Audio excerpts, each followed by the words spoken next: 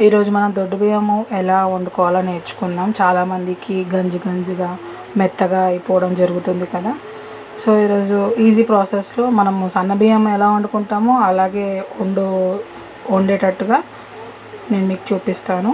First మనము water ఫుల్గా వేసేసుకోవాలి. ఎంత రైస్ పెట్టుకున్నా వాటర్ ఎక్కువగానే ఉండాలి, ఎందుకంటే గంజి వంపుతాం కాబట్టి.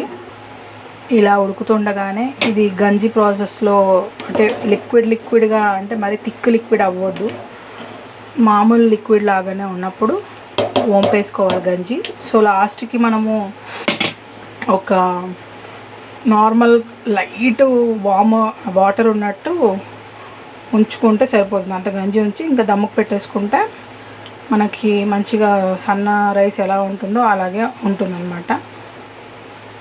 చిన్నపిల్లలకు కానీ షుగర్ పేషెంట్స్, పళ్ళు లేకుండా ఉండే వాళ్ళకి కూడా చాలా ఈజీగా తినచ్చు, మంచిగా డైజెషన్ కూడా అవుతుంది.